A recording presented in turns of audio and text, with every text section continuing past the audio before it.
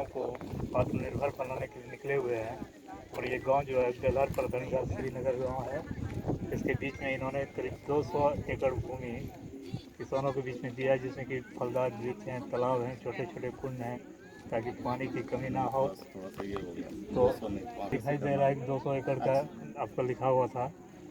तो अब इनसे ही पूछते हैं कि इन्होंने किस तरह से यहाँ के किसानों को आत्मनिर्भर किया। सबसे पहले आपका एक्सप्रेस में भारत में स्वागत है। धन्यवाद। मेरा नाम चंदन कुमार सिन्हा है और मैं जिला विकास प्रबंधक हूँ नाबार्ड में, और भागलपुर और बांका जिले का प्रभार मेरे पास है।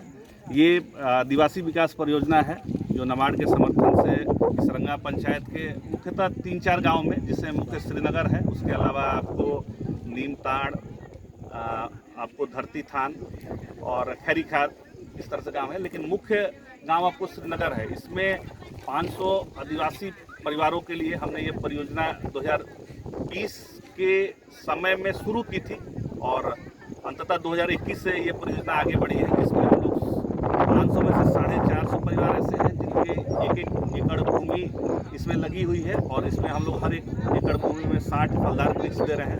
उसके अलावा हम लोग वानिकी के भी, फॉरेस्ट्री के भी प्लांट्स प्रोवाइड कर रहे हैं। और सिर्फ वृक्षों को देने से काम नहीं चलेगा, तो इस परियोजना में आपको 10 तालाब अलग अलग जगहों पे हैं, और उन 10 तालाबों का पानी 110 जल कुंडों के माध्यम से पेड़ों तक पहुंचता है। और यहाँ के लोगों का समर्पण भी है कि 2 साल से इस भीषण गर्मी और कम बारिश की स्थिति में भी इन्होंने पेड़ को बचा के रखा। और इसके अलावा 50 ऐसे परिवार जिनके पास ज़मीन नहीं है, उनको भी हमने इस परियोजना में शामिल किया है। उनको हम 5 बकरी और 1 बकरा दे रहे हैं कि उनको आमदनी का जरिया बना रहे, बिना भूमि के भी वो आमदनी करते रहें। और सबसे बड़ी बात, हम बैंक से भी इनको जोड़ रहे हैं। अभी 34 लाभुकों को दक्षिण बिहार ग्रामीण बैंक की बेलहर साहिबगंज शाखा ने उनको ऋण वितरित किया है, और हम उनके काम के आधार पर उनके भी ऋण की मात्रा को बढ़ाने की कोशिश करेंगे।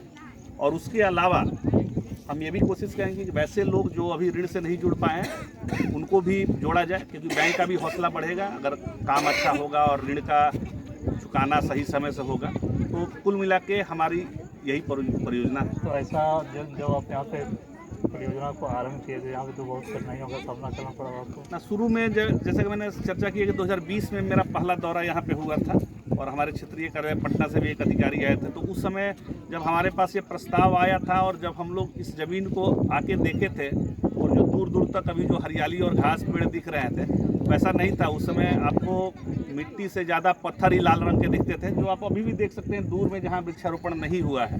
तो ये लोगों का समर्पण, मेहनत और नाबार्ड का समर्थन रहा है। हमने चीज़ों को सही तरीके से प्लान किया, और उसमें जो संस्था है फ्रीडम मिशन, वो मुख्य रूप से उन्होंने इस क्षेत्र में आके उन्होंने ही काम शुरू किया। उसके बाद उन्होंने प्रस्ताव दिया, तो उन्होंने फिर उस प्रस्ताव को आगे बढ़ाया। और आज जो देख रहे हैं कठिनाइयाँ, आज कम से कम आपको भी हरा भरा देख के अच्छा लग रहा होगा। और कुछ लोग तो जो इस क्षेत्र के हैं वो बताते हैं कि उन्होंने इस एरिया को वीरान ही देखा था, और यहाँ के लोग भी विस्थापित लोग थे बड़ुआ डैम के क्षेत्र से, तो उन्होंने भी इसको अनुपजाऊ मान के छोड़ दिया था। लेकिन हमने मेड़बंदी, जल प्रबंधन, वृक्षारोपण इत्यादि तरीकों से इस क्षेत्र में खुशहाली और हरापन लाया है। तो हमें भी खुशी होती है, और लोगों के चेहरे पर मुस्कान देख के हमको अपना जो हमने समर्थन दिया है वो हमको संतोष देता है। तो यहाँ के लोग क्या ये जानते हैं कि ये नाबार्ड क्या है? मुझे लगता है कि आप